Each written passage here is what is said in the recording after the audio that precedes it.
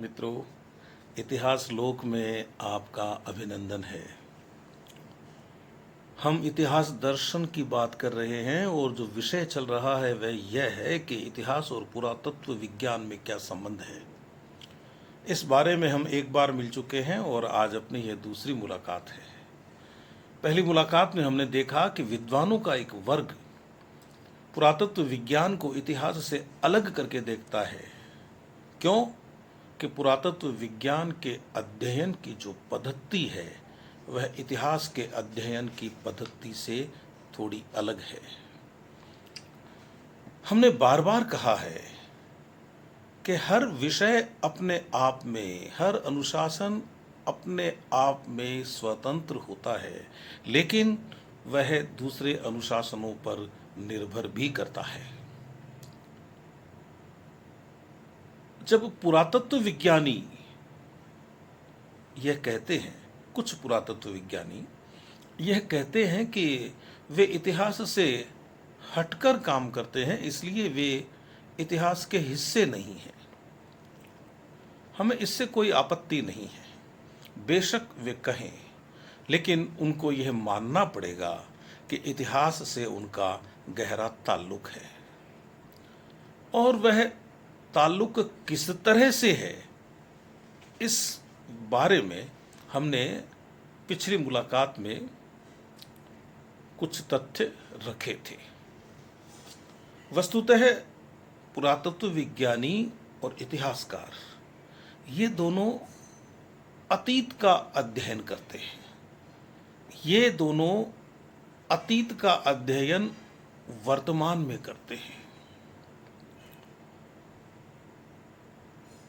पुरातत्व विज्ञानियों का कहना है कि पुरातत्व की सामग्री जैसे बर्तन हो, औजार हो, हथियार हो, गहने हो, घरों की बनावट हो या कब्रें हों, उनको जब हम देखते हैं तो हम किसी खास क्षेत्र में विकसित हुई किसी सभ्यता का किसी दूसरे खास क्षेत्र में विकसित हुई सभ्यता से तुलनात्मक अध्ययन करते हैं और उनमें एक क्रम स्थापित करने की कोशिश करते हैं। हमने उनकी बात मान ली, लेकिन उन मित्रों से कोई यह पूछे कि यह जो सामग्री आपको मिली है, चाहे वे बर्तन हो, औजार हो, हथियार हो, यह सामग्री कौन काम लेता था?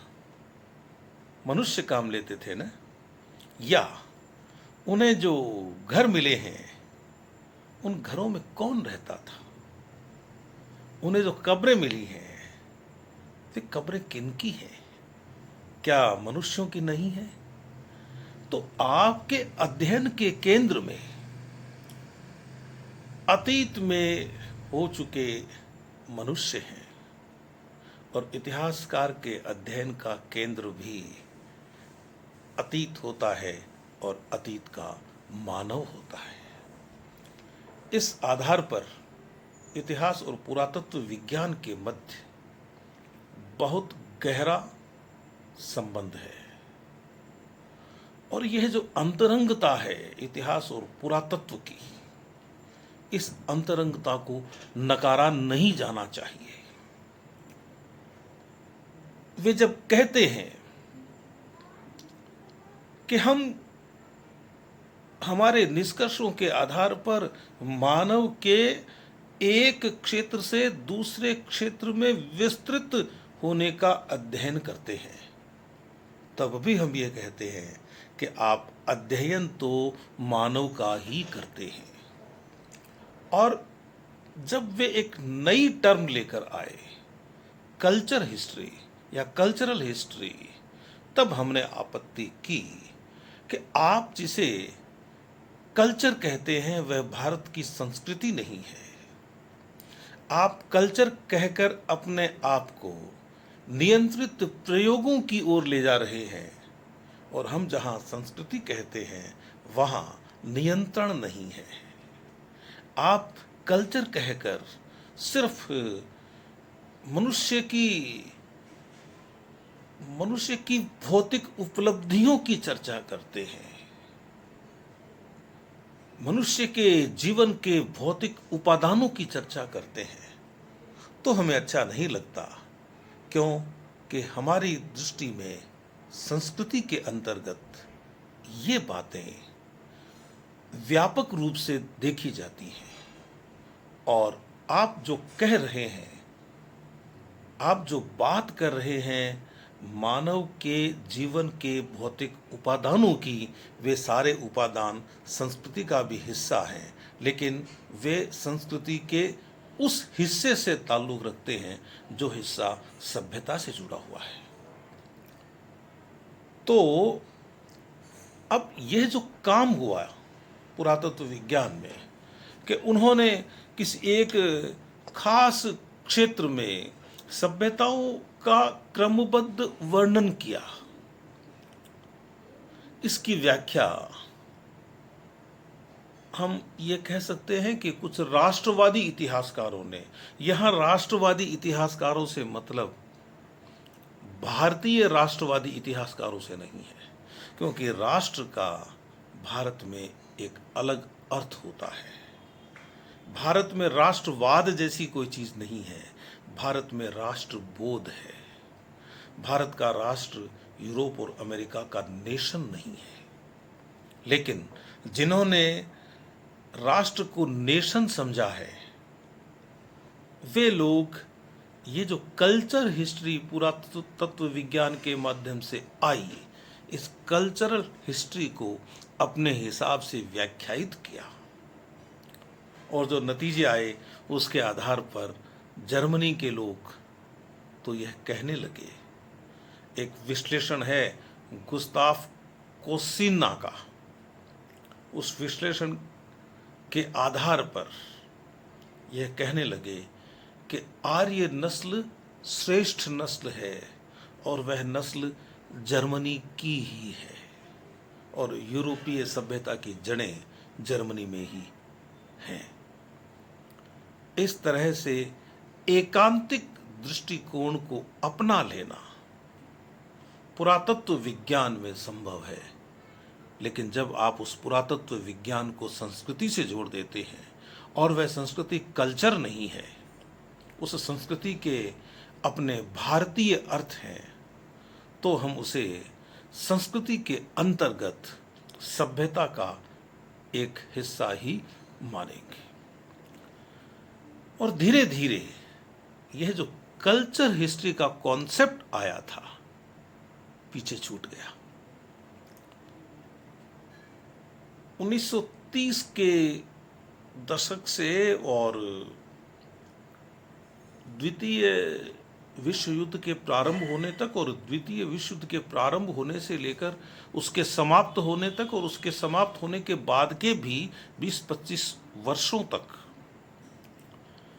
पुरातत्व विज्ञान ने अपना स्वरूप बदला। और यह स्वरूप बदला, और इस स्वरूप में जो परिवर्तन आया वह कहाँ से आया? वह समाज विज्ञान के अध्ययन से आया, क्योंकि जो आर्थिक मंदी आई यूरोप में और उसके बाद द्वितीय विश्व युद्ध के पूर्व की घटनाएं घटी, और फिर युद्ध हुआ, युद्ध चला कुछ वर्षों तक, और उसके बाद युद्ध के बाद कुछ वर्षों तक उसके परिणामों की चर्चा हुई। इस परिवेश में समाजशास्त्रियों का अध्ययन ज़्यादा नियंत्रित प्रयोगों तक आ गया, और इसका प्रभाव पुरातत्व पर भी पड़ा। और ये जो बातें मैं कर रहा हूँ, ये बातें अधिकतर यूरोप की बातें हैं, क्योंकि हमारे पाठ्यक्रम की रचना इसी ढंग से की गई है कि उनमें इन बिंदुओं को शामिल किया गया है। तो उनका ये कहना है, पुरातत्व विज्ञानियों का, कि हम तो ज्ञान की फंक्शनल थ्योरी पे काम करते हैं, हम तो ज्ञान के क्रियात्मक सिद्धांत पर काम करते हैं और उसके अनुसार हम एक हम एक वातावरण खोजने की कोशिश करते हैं। जो चीज़ें मिलती हैं हमें पुरातत्व की, उन चीज़ों के अध्ययन के आधार पर और हम एक वातावरण निर्धारित करते हैं और फिर देखते हैं कि इस तरह का वातावरण दुनिया में कहीं और भी निर्धारित हुआ है क्या, और फिर पुरातत्व विज्ञानियों द्वारा निर्धारित इन वातावरणों की तुलना की जाती है और इनके बीच में संबंध स्थापित करने की कोशिश की जाती है।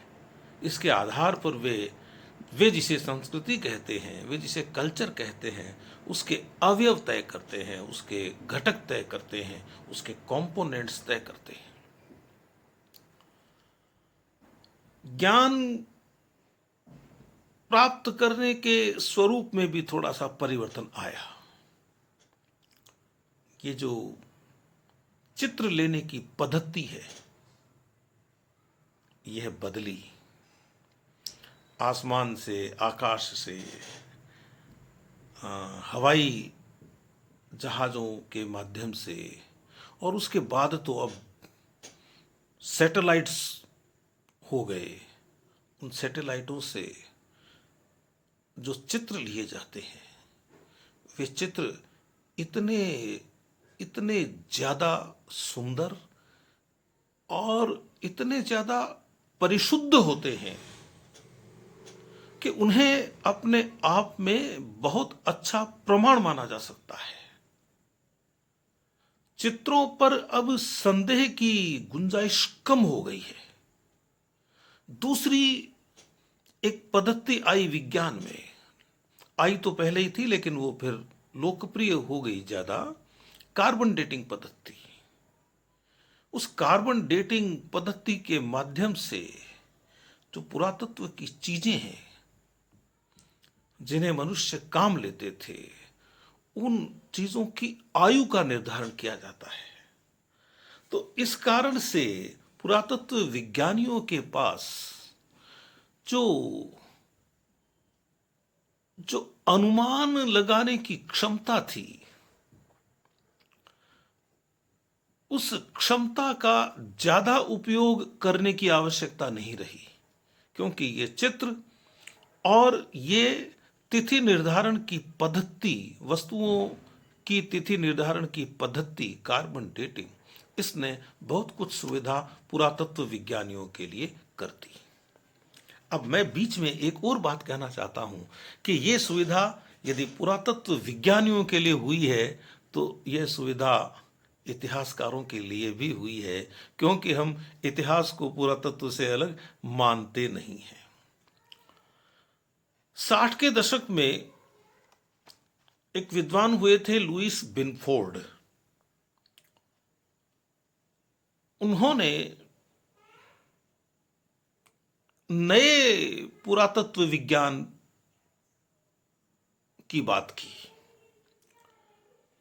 उन्होंने इतिहास की विशिष्टता के विरुद्ध इस नए विज्ञान का उद्देश्य मानव के व्यवहार की सामान्य प्रवृत्तियों को समझने और जानने का था।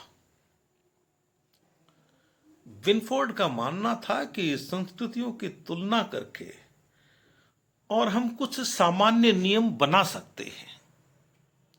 जैसे यूरोप के एक कोने में कहीं पुरातत्व का काम हुआ और दूसरे कोने में पुरातत्व का काम हुआ, तो इस आधार पर हम दोनों स्थानों पर हुए काम की तुलना करें और तुलना के परिणाम स्वरूप हम कुछ सामान्य निष्कर्ष निकाल सकते हैं।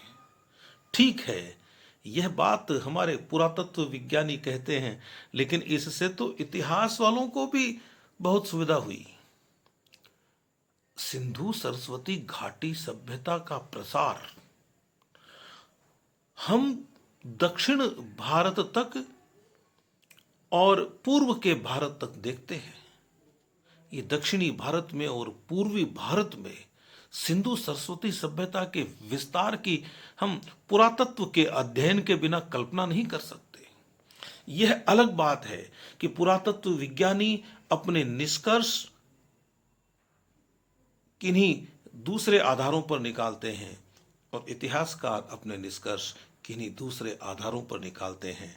लेकिन यदि हम इन आधारों की गहराई देखें, इन आधारों की जड़ें देखें, तो वे इतिहास और पुरातत्व के लिए समान रूप से महत्वपूर्ण हैं। इस बात का हमें ध्यान रखना चाहिए। तो विभिन्न सभ्यताओं के आंतरिक संबंधों के अध्ययन पर जोर देने के कारण और पुरातत्व विज्ञान इतिहास से थोड़ा अलग हो जाता है। इतिहास की ये विशेषता कहिए या उसको पुरातत्व विज्ञान से अलग देखने का कारण समझ लीजिए, वह यह है कि इतिहासकार जब किसी एक क्षेत्र में आगे बढ़ता है तो फिर वह उस क्षेत्र का सांगोपांग अध्ययन करता है। मैंने कल की मुलाकात में सिंधु सरस्वती सभ्यता के अंतर्गत मोहनजोदड़ो में मिले स्नानागार का जिक्र करते हुए कहा था कि स्नानागार उनके लिए एक इमारत हो सकता है, भले ही वे उसे कल्चर कह के बता दे, संस्कृति तो वे नहीं कह सकते, कल्चर वे कहें उसको। वो उनके लिए सभ्यता का एक प्रतिदर्श है, सभ्यता का एक नमूना है, लेकिन हमारे लिए वह संस्कृति का हिस्सा है। हम उसे सामूहिक स्नान के धार्मिक महत्व को देखे बिना समझा नहीं सकते। सामूहिक स्नान के धार्मिक स्वरूप को बताए बिना हम मोहनजोदड़ो के स्नानागार की व्याख्या नहीं कर सकते। इतिहासकार को यह करना होता है और इसके साथ जो दूसरी चीजें जुड़ती हैं उनका भी वह अध्ययन करता है। तो यह ध्यान रखना चाहिए कि इतिहासकार और एक पुरातत्व विज्ञानी साथ काम करते हुए भी साथ काम नहीं करते हैं और साथ नहीं काम करते हुए भी साथ काम करते हैं। एक और नया रूप लेकर आए पुरातत्व विज्ञानी, जिसे उन्होंने नव विकासवाद नाम दिया। और मुझे तो जरा भी अच्छा नहीं लगता जब मैं इस नव विकासवाद के सिद्धांत की बात करता हूं। पुरातत्व विज्ञानी, और वे पुरातत्व विज्ञानी न होकर समाज विज्ञानी हो जाते हैं, ऐसी बातें करते हैं। तो नव विकासवाद के सिद्धांत के तहत उन्होंने कहा कि जो मनुष्य है वह अपने जीने का ढंग, अपने जीने की पद्धति मनुष्य के भीतर से निर्धारित नहीं करता है, समाज के भीतर से निर्धारित नहीं करता है, वह समाज के बाहर से अपने जीने के उपकरण लेकर आता है। उन उपकरणों की परिकल्पना वह बाहर से लाता है। और वह बाहर क्या है? वह बाहर पुरातत्व विज्ञानियों की दृष्टि में वातावरण है। उनका कहना था कि, और खासतौर से बिनफोर्ड ने कहा कि जो बाहर के परिवर्तन होते हैं ना, उन परिवर्तनों के आधार पर मनुष्य अपने जीने का ढंग तय करता है। एक सीमा तक यह बात सही है, लेकिन एक सीमा तक ही सही है। जब किसी इलाके में भूकंप आ जाएगा और वह इलाका दोबारा बसेगा, वहां के लोग फिर से खड़े होंगे, तो निश्चित रूप से वे उस बड़ी घटना से प्रभावित होकर अपने जीने का ढंग तय करेंगे, जीने का ढंग तय करेंगे। और उस ढंग में खास बात क्या होगी? मकान ऐसे बनाएंगे, भवन ऐसे बनाएंगे जो भूकंप रोधी हों। यह परिवर्तन कर सकते हैं। हम इतिहास के विद्यार्थी होने के नाते इन परिवर्तनों को मान रहे हैं। वे यह तय कर सकते हैं कि कुछ ऐसे उपकरण बनाए जाएं जो भूकंप की पूर्व सूचना दें, या जहां ऐसे उपकरण बनते हैं वहां से ऐसे उपकरण अपनी अर्थव्यवस्था को प्रभावित करके भी, खर्चा करके भी लाए जाएं। इससे उनकी अर्थव्यवस्था प्रभावित हो सकती है। हम इतिहास के विद्यार्थी होने के नाते मानते हैं, लेकिन हम यह नहीं कह सकते कि उनमें जो परिवर्तन आएगा वह परिवर्तन मनुष्य के रिश्तों को प्रभावित कर देगा। हम यह नहीं मान सकते। अब जैसे कोविड-19 चल रहा है और हमें कहा गया है कि हम घरों में रहें, हम घरों से बाहर न निकलें। घरों से बाहर न निकलना अपने प्राण बचाना, अपने परिवार के प्राण बचाना और इस देश की रक्षा करना भी है। जब देश की रक्षा होती है तो देश आगे बढ़ता है। हमने देखा कि विवाह होने कम हो गए, और जो विवाह होते हैं उनमें भीड़ नहीं होती। हम घरों में रहे, फिर हमें कुछ शर्तों के साथ घरों से बाहर निकलने की अनुमति दी गई। कुछ संख्याएं निर्धारित की गई कि अंतिम संस्कार में इतने लोग इकट्ठे हो सकते हैं, विवाह में इतने लोग इकट्ठे हो सकते हैं। तो क्या हमारे रीति रिवाज बंद हो गए? मैंने कुछ विवाहों के बारे में सुना है, सारे काम वैसे हुए जैसे होते आए हैं। फर्क इतना हुआ कि मुझे जो निमंत्रण मिले उन निमंत्रणों में लिखा हुआ था कि आप चाहें तो फोन के माध्यम से अपनी बधाई दे सकते हैं। निमंत्रण प्राप्त हुए और फिर फोन भी आए, बोले कोविड चल रहा है, बहुत लिमिटेड गैदरिंग हम कर रहे हैं, आप दूर से ही वर वधू को आशीर्वाद दीजिए। और हमने वह किया। आशीर्वाद का भाव नहीं मरा। कहीं कोई मौत हो गई, अंतिम संस्कार में नहीं जा सके, लेकिन हमने फोन के माध्यम से अपनी भावनाएं प्रकट की, तो आंसू फिर भी आंखों में आए। तो इन आंसुओं की कहानी, खुशियों की कहानी, यह कहानी नहीं बदल सकती। हम इतने क्रूर नहीं हो सकते कि कोविड-19 के कारण अपने जो मनुष्य और मनुष्य के बीच के मधुरतम संबंध हैं, इन संबंधों को तोड़ लें। जैसे ही इसका कोविड-19 का प्रकोप खत्म होगा, हम जीवन को उसी उल्लास से जिएंगे जिससे पहले जीते आ रहे थे। साल, 6 महीने, 1.5 साल, 2 साल, सिर्फ इतने ही दिनों तक प्रभाव रहेगा। तो यदि कहीं भूकंप आ गया, फिर से भवन बन जाएंगे, सारी चीजें व्यवस्थित हो जाएंगी, जीवन वैसे ही चलेगा। हिरोशिमा और नागासाकी को तबाह कर दिया गया था। आप वहां जाकर देख लीजिए, आपको तबाही के निशान दिखाई नहीं देंगे। बाहरी वातावरण से वे लोग कितने वर्षों तक प्रभावित रहे। जब आप इतिहास का अध्ययन करते हैं तो इतिहास के अध्ययन में आपका जो अध्ययन का काल होता है, उस काल को सिर्फ एक छोटे से खंड के रूप में मत देखिए, और ज्ञान की विभिन्न शाखाओं का अध्ययन करने वाले लोग यदि इन खंडों को भी खंडों में बांट के देखेंगे और अपना अध्ययन करेंगे, अपना निष्कर्ष निकालेंगे, तो वह निष्कर्ष सही नहीं होगा। तो ये जो बात आई कि व्यक्ति वातावरण से प्रभावित होता है,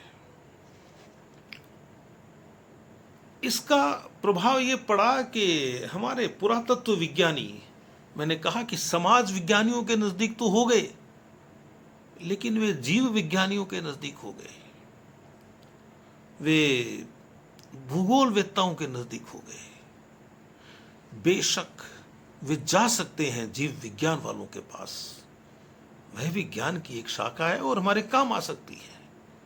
वे जा सकते हैं भूगोलवेत्ताओं के पास, क्योंकि भूगोल और इतिहास में बहुत बहुत मधुर संबंध है।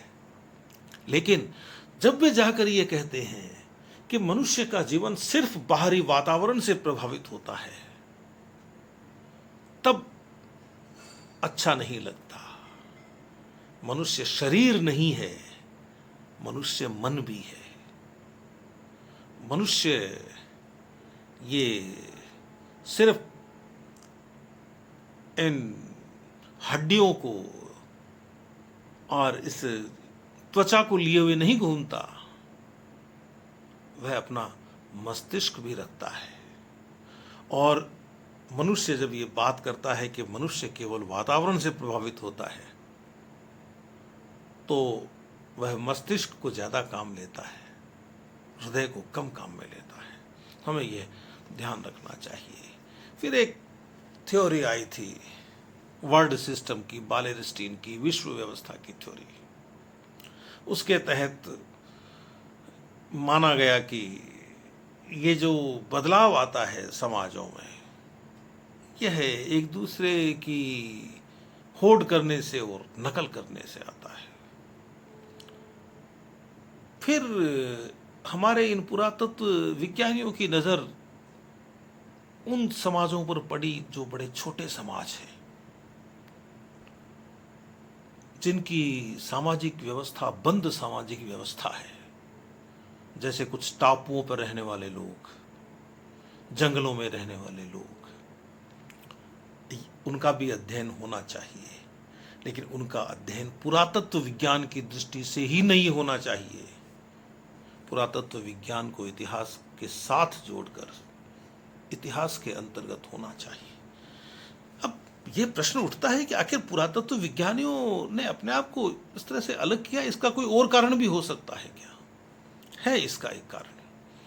इसका एक कारण यह है कि इतिहास ने पुरातत्व विज्ञान को अपनी एक उपशाखा के रूप में ही देखा,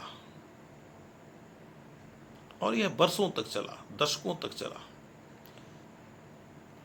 मैं तो कह रहा हूं कि शताब्दियों तक चला, कि जहां हमें लिखित सामग्री नहीं मिली, वहां हम पुरातत्व की मदद लेने लगे,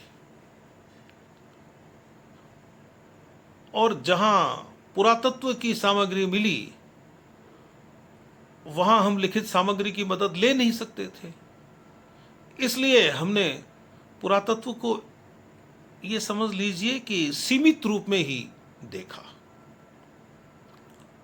और इसके कारण इतिहास और पुरातत्व के बीच में एक हद बन गई, एक सीमा बन गई। लेकिन अध्ययन का विस्तार होने के साथ, अन्वेषण की नई तकनीकें आने के साथ, यह हद टूटनी चाहिए थी। यह टूटी नहीं, और इसे तोड़ देना चाहिए। फिर यह जो नव पुरातत्व विज्ञान आया, जिसे हमने अभी नव विकासवाद कहा, उसके बाद में वो एक प्रक्रियात्मक पुरातत्व विज्ञान लेकर आए। उन्होंने कहा कि इस प्रक्रियात्मक विकास में हम ये देखते हैं कि जो भी विकास हुआ है सभ्यता का, वह विकास मानव के चाहने से नहीं हुआ है। वह तो उसको करना पड़ा। उसको जीने के लिए करना पड़ा। और फिर इसके आगे वो विभिन्न अंगों और उपांगों में बांटकर अध्ययन करते हैं। लेकिन ये जो नव पुरातत्व विज्ञान आया, या बाद में इसे प्रक्रियात्मक पुरातत्व विज्ञान कहा गया, प्रोसेसुअल आर्कियोलॉजी कहा गया, इससे पुरातत्व विज्ञान एक स्वतंत्र शाखा के रूप में, एक स्वतंत्र अनुशासन के रूप में खड़ा होने लगा। हमें इससे कोई आपत्ति नहीं है, लेकिन हमें थोड़ा अच्छा नहीं लगता जब यह कहा जाता है कि यह इतिहास का भाग नहीं है। इतिहास और पुरातत्व विज्ञान एक दूसरे से जुड़े हुए हैं, और अब वापस वह धारा लौट रही है। ये बातें तो मैं आपको बता रहा हूँ करीब 50 साल पहले की, 40 साल पहले की। अब जो हो रहा है उसमें हमारे इतिहास में काम करने वाले अध्येता और पुरातत्व विज्ञान के क्षेत्र में काम करने वाले अध्येता आपस में सिर जोड़कर काम करने लगे हैं। क्योंकि अब जो नया कॉन्सेप्ट आया है ज्ञान का या खोज का या शिक्षा का, वह यह आया है, आ रहा है धीरे धीरे, कि भले ही ज्ञान की किसी शाखा को किसी विषय की उपशाखा के रूप में या किसी विषय की उपशाखा की भी उपशाखा के रूप में देखा जाए, उसे खड़ा किया जाए, उसका खूब अध्ययन किया जाए, उसे बहुत आगे तक ले जाया जाए, लेकिन जब जरूरत हो तब यह अध्ययन ज्ञान की दूसरी शाखाओं में समायोजित होना चाहिए। और जो उद्देश्य है ज्ञान का, ज्ञान की विभिन्न शाखाओं के अध्ययन करने का, कि मानव का कल्याण हो, वह उद्देश्य प्राप्त हो, हम सार्थक दिशा में आगे बढ़े, यह बात ध्यान रखने की है। तो अब भले ही हमारे पास लिखित प्रमाण हो, हम उन्हें पुरातात्विक प्रमाणों से जोड़कर और अपने निष्कर्षों को नया रूप दें। भले ही हमें पुरातात्विक सामग्री मिली हो, उसको लिखित साक्ष्यों के साथ जोड़कर नए निष्कर्ष दिए जाएं। ये किया जाएगा तभी कुछ अच्छा होगा। हमें ये ध्यान रखने की बात है। बहुत सारी चीज़ें अपने आप खंडित हो जाती हैं। तो जैसे यूरोप में एक अध्ययन हुआ विभिन्न कब्रों को देखकर, कब्रों के आधार पर, कि पहले जो कब्रें मिलती थी उन कब्रों में बहुत सारी सामग्री मिलती थी, और यह माना जाता था कि मनुष्य जहां भी जाएगा वहां उसे इन चीजों की जरूरत पड़ेगी, और जो विभिन्न देवता हैं वे उसे मिलेंगे, वो उनको अर्पित भी करेगा।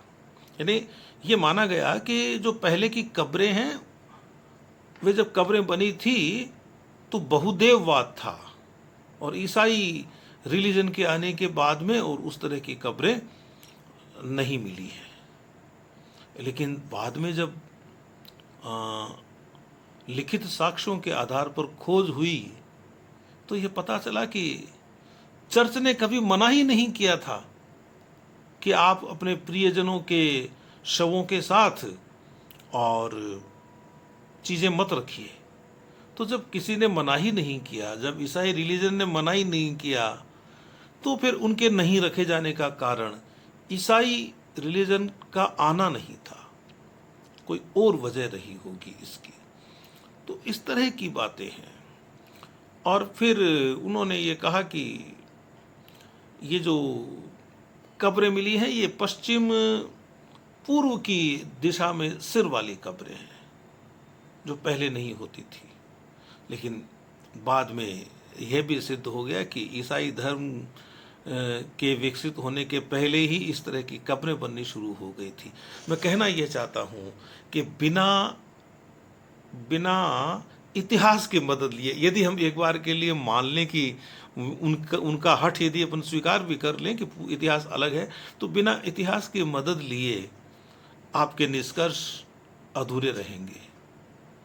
और यदि आप इतिहास की मदद लेंगे पुरातत्व के विज्ञान में, तो आपके निष्कर्ष सही सिद्ध होंगे। और इतिहास तो यह मानता ही है कि पुरातत्व हमारा सहयोगी है, हमारा साथी है। और यह भूल हुई किसी जमाने में कि हमने पुरातत्व को वही महत्व दिया जहां हमें लिखित सामग्री नहीं मिली थी। हमें उसको ज़्यादा महत्व देना चाहिए था। हम अब जब से हमने महत्व देना शुरू किया, नतीजे अच्छे आने शुरू हो गए। अभी मैंने आपको सिंधु सरस्वती सभ्यता के विस्तार की बात बताई थी। एक दौर था जब इसे सिंधु घाटी सभ्यता या सिंधु सभ्यता कहा जाता था। एक दौर था जब इसे हड़प्पा सभ्यता कहा जाता था। और अब हम इसे सिंधु सरस्वती सभ्यता कह रहे हैं। और आगे हो सकता है कि कोई इसका ऐसा नाम आ जाए जो इसके पूरे भारत में विस्तृत होने को सिद्ध कर दे। तो मित्रों, यह बात थी इतिहास और पुरातत्व के मध्य संबंध की। इतिहास और पुरातत्व तो एक दूसरे से जुड़े हुए ही हैं, लेकिन कभी कभी किसी निश्चित क्षेत्र में काम करने वाले विद्वान कुछ पूर्वाग्रहों से ग्रसित हो जाते हैं और वे अपने आप को अलग सिद्ध करने के लिए, अलग दिखाने के लिए अपना सिद्धांत देते हैं। और इसमें कोई बुराई भी नहीं है। सिद्धांत आते रहेंगे, सिद्धांत जाते रहेंगे, लेकिन सत्य हमेशा सत्य होता है। यह सिद्धांत कायम रहेगा, हमेशा कायम रहेगा। आपने मेरा साथ दिया, इसके लिए मैं आपका शुक्रगुजार हूँ। फिर मिलेंगे। धन्यवाद।